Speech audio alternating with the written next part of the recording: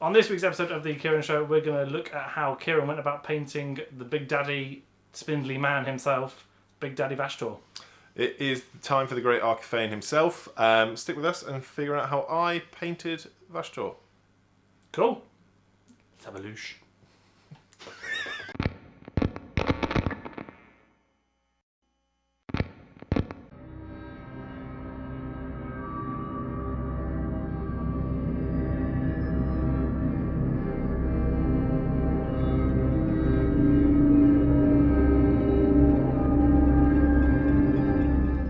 Okay, so starting off with Vashtorr, we'll start with a black primer, then following up with a white zenithal highlight. And then we'll start with, on the armor plating, with Palid Witch Flesh, then just a watered down Agrax Earthshade wash, just making sure that it pulls in the recesses. And once it's dried, it should look a little bit like this.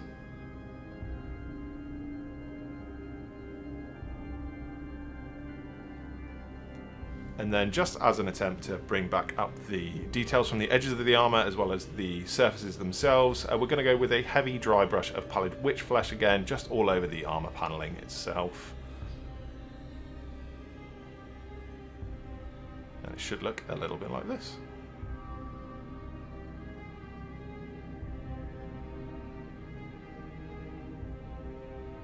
Next up is the trim. I watered down a little bit of Abaddon Black and went over all of the panelling on the armour.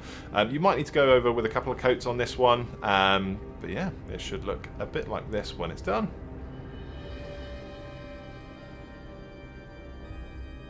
I really like the stark contrast between the white and the black on the armour, and I've obviously really implemented that onto my Chaos Wolves as well. I'm a big fan.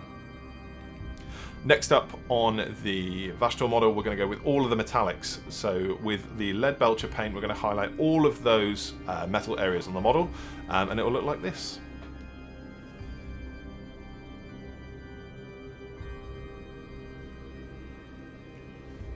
Next up, we're going to be using the Army Painter Ruby Skin. This is definitely going to use more than one coat. I think I needed 3 in total, which is obviously quite a lot, but it needs to have that really stark, as you can see here, quite a transition, ready for the wash stage, which is up next.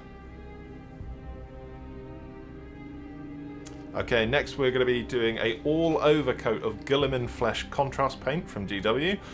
This is going to create a very, like, after sun, you've been tangoed effect. Ugh. The only way is Vashtorr.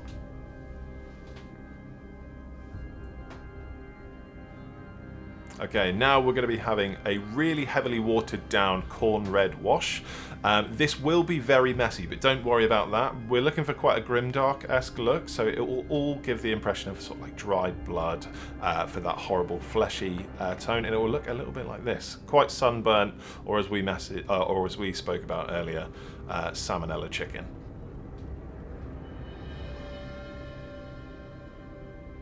Okay, next up, we're going to be building up that ruby skin again from Army Painter. We're going to be doing this little by little. It's quite heavily watered down, but we want to be building those layers of skin back up after that heavy background with those 2 washes previously. And it should look a little like this.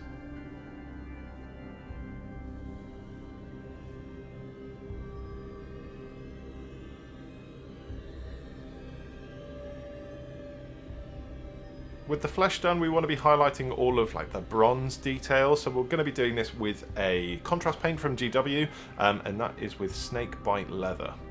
It's a bit controversial. I think a lot of other people use various metallic paints, but honestly I think the contrast paints work amazingly well, and as you can see here, it really does pick up the difference quite nicely.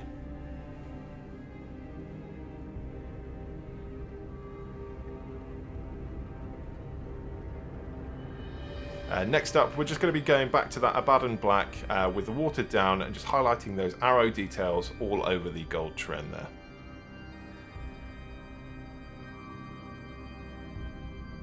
And there we go.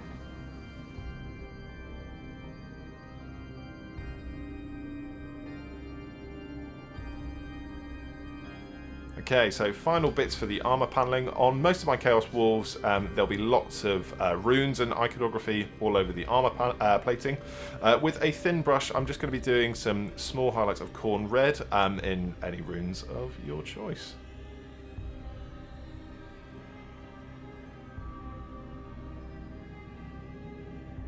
Next up is the weathering stage, and this is incredibly messy. So what we're going to do is an all-over wash of Streaking Grime by AK. This is a phenomenal enamel-based product. It's very messy, it's very smelly, but trust me, stick with me. It really does leave an amazing effect on the model.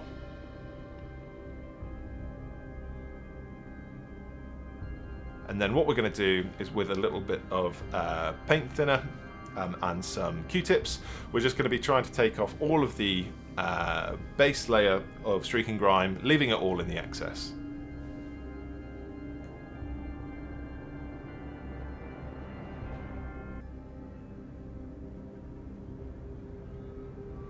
And there we go. It should look a little bit like this.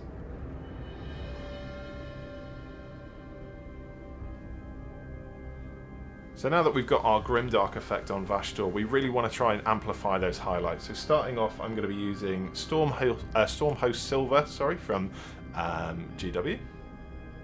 This will help really bring out all of those shiny silver details.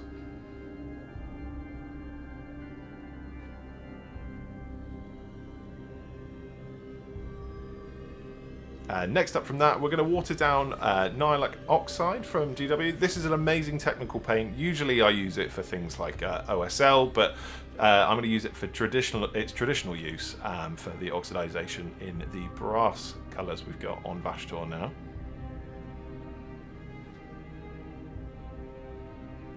Next up is where we're going full OSL. So we're going to capture all of the areas in Pro Acryl White. Usually I would use a paint by GW, but the Pro Acryl White is fantastic and the coverage is unbelievable. Next up, we're using the Inktensity Bright Red from Scale 75 for all of those areas over the white.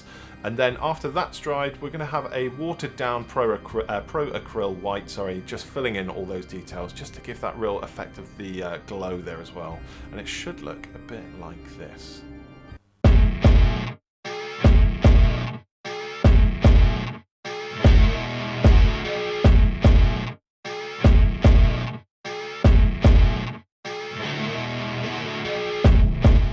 And that is how I painted Vashtorr the Arkifane.